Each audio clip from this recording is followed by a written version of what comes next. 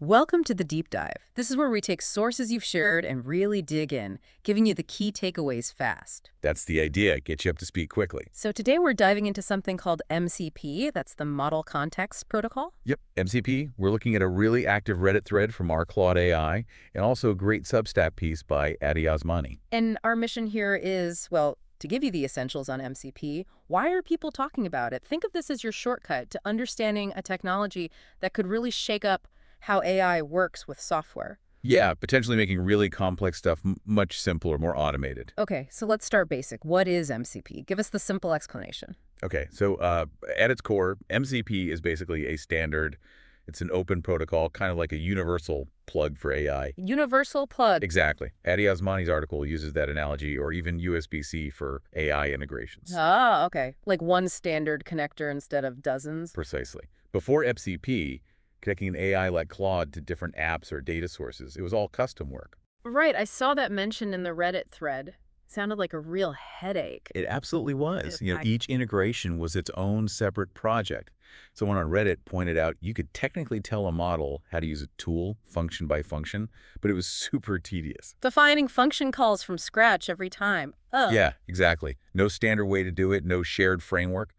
MCP provides that standard interface on top of those basic tool functions. So it standardizes the communication. Right. It gives you a common framework, a shared language. Hmm. Makes building these connections way faster and, honestly, much simpler. It's a huge improvement. Okay, the universal translator idea makes sense. But how does it actually function? What's going on, technically speaking? Well, it uses a client-server architecture. Pretty standard stuff, Go really. ahead, server. Yeah. The Substack article lays this out well. You have MCP clients. These live inside the AI assistants, maybe like the Claude desktop app or tools like Cursor, the code editor. Okay, so the AI has the client part. Right. And then these clients connect to MCP servers. Think of these servers as lightweight adapters, little pieces of software built specifically for an application. So if I have, say, Blender, and I want it to work with MCP, Blender needs its own MCP server. That's generally the model, yes. These servers act as translators, essentially. Translators. They take what the application can do, its functions, its capabilities, and they expose that information in a standard MCP format that the client can understand. Ah. Oh. Then, when the AI, the client, sends a request, like make a sphere, the server takes that, translates it into the specific commands the application understands. Like Python commands for Blender, maybe. Exactly like Python for Blender. That's a great example from the Substack. The server does that translation, gets the result from the app, and then formats that back into the standard MCP format for the AI. So the AI doesn't need to know the specific code for Blender or Photoshop or whatever. Nope, it just needs to speak MCP. The server handles the specifics of the application. It creates this separation, That's really elegant, actually. It is. And they communicate using the MCP protocol itself. That's the shared language defining message formats, how servers advertise what they can do, the query structure, all that stuff. And this communication, it can happen anywhere. Yeah, it's designed to be transport agnostic. So it could be over the web using HTTP or WebSockets, or even just locally on your machine, like standard input-output. Flexible. And the services you mentioned. Those are just the actual applications or data sources the servers connect to. Could be local files on your computer, could be a big SaaS platform like Salesforce, anything, really. Okay, that paints a much clearer technical picture. So it seems obvious MCP is solving some big problems. What were those main pain points it was designed to tackle? Fragmentation was a huge one. The Substack article really hits this hard. The different plug for every appliance problem you mentioned earlier. Exactly that. Every single AI to tool link was custom. Imagine trying to build support for hundreds of tools into one AI, or building hundreds of AI integrations for one tool. It just doesn't scale. A nightmare for developers on both sides, I bet. Totally. MCP offers that single common protocol. AI platforms just need to support MCP. Tool developers just need one MCP server. Much cleaner. Makes total sense. What else was it solving? The other big one was this kind of tool-to-tool language mismatch. Meaning every app speaks its own language? Pretty much. Every API is different, uses different terms, different data structures, and AI trying to juggle all that. It's incredibly complex. Like needing a different instruction manual for every single device. Got it. MCP provides a structured way for tools to say, here's what I can do. in a standard format. The AI can then ask for those actions using more natural language, and the server translates. It simplifies that interaction layer enormously. Okay, I think I've got the why and the how. Now let's get to the really exciting stuff. What can you actually do with this? What are the use cases that make people go, wow? Oh, there's some really cool ones popping up, especially in that Reddit thread. People are experimenting like crazy. Like what? Give us some examples. Okay, well, starting fairly simply, the file system. Your local files. Yeah. MCP can allow secure access to read, write, modify files on your computer, but with configurable permissions, which is key. Someone on Reddit mentioned hooking it up to their Obsidian vault. Ooh, like using your personal notes as a kind of external memory for the AI. Exactly. Imagine asking your AI to summarize notes or find connections within your own files securely. Then there's Git and GitHub, GitLab too. For code repositories. Yep. Managing repositories, working with files, interacting with the APIs. The Substack pointed out you could ask the AI what changed in the code between version 1.1 and 1.2, and it could actually check the commit history. That's super useful for developers. Reviewing code changes can be tedious. For sure. Then you've got databases, things like PostgreSQL, SQLite. Okay, so querying data. Right. Read-only access initially, maybe inspecting the database structure, doing some business intelligence tasks. The Substack mentioned using it to help debug really complex SQL queries. So you could ask the AI, why isn't this query working? Or explain this query to me. And it could potentially connect to a safe copy of the database to figure it out. Yeah, huge potential there. Okay, databases, files, code. What about the web? Yep, web interaction too. There are MCP servers using tools like Puppeteer for browser automation, Brave Search, Fetch for grabbing web content, Firecrawl for scraping. So, automated web tasks, pulling information? Pretty much. Yeah. The Substack even floated the idea of like cloning a website with just a prompt. Whoa, okay. That's starting to sound wild. It gets wilder. Think about creative applications. Like art tools, Yeah. music. All of the above. There are experimental MCP servers for Ableton Live, the music software. Controlling your music session with text? Potentially, yeah. Or Figma for UI design, Blender for 3D modeling, even Unity for game development. Wait, Unity? How would that even work? The Substack article calls it natural language as UI. Imagine telling Blender, create a low-poly dragon guarding a pile of treasure. And it just does it. Seriously. It generates the 3D model. That's the example they gave. Or even crazier, they mentioned creating a functional Mario clone game in Unity using a single prompt via an MCP server. A functional game from one prompt. Okay, Yeah. that's mind-blowing. Right. It really shifts how you think about interacting with complex software. It's not just clicking buttons anymore. The Reddit thread also had people talking about using the Blender MCP for rapid prototyping of assets. I can see how that would accelerate things massively. What about just, everyday work stuff? Productivity. Oh, absolutely. Productivity and automation are huge areas. Servers exist or being built for Google Drive, Slack, Sentry for error tracking. So accessing Drive files, sending Slack messages. Yeah.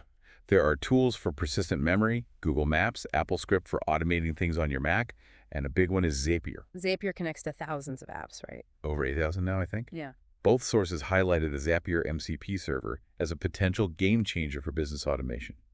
Imagine linking your AI to all those services. Someone on Reddit dreamed up a scenario. One prompt tells the AI to update a customer record in the CRM, schedule a follow-up meeting in the calendar, and order lunch delivery. All seamlessly through different MCP connections. That's the vision.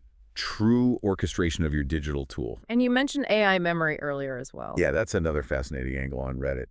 Using MCP to build dedicated servers that act as long-term memory systems for AIs. So the AI could store and retrieve information across conversations much more effectively. That addresses a major limitation of current models. Okay, this is incredibly powerful stuff. If someone's listening and thinking, wow, I want to try building something, how hard is it to create your own MCP integration? Well, for developers, it's becoming more accessible. The Substack article mentions SDK software development kits available in languages like TypeScript, Python, and others. So standard developer tools. Right.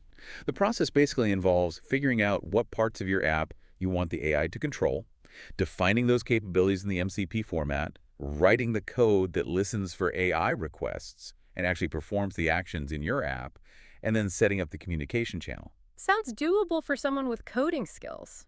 Like building a small API, maybe. Kind of, yeah. It's definitely within reach for developers.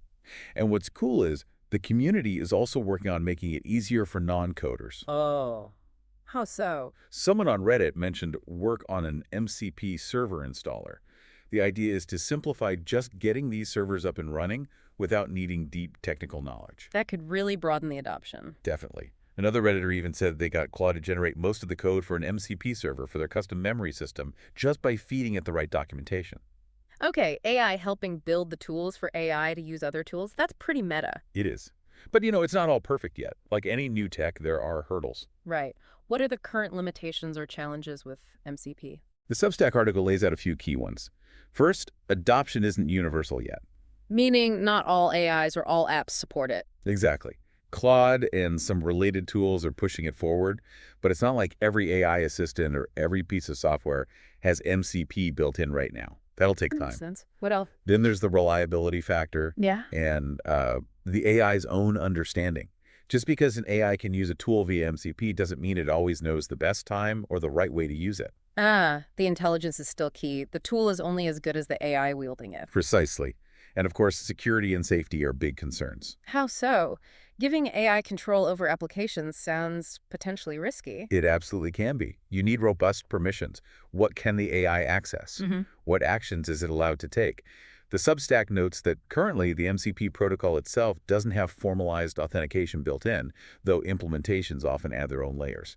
That's an area that needs careful development. Yeah, you wouldn't want an AI accidentally deleting all your files or spamming your contacts. Definitely not. Performance and latency can also be issues. How fast can the tool respond?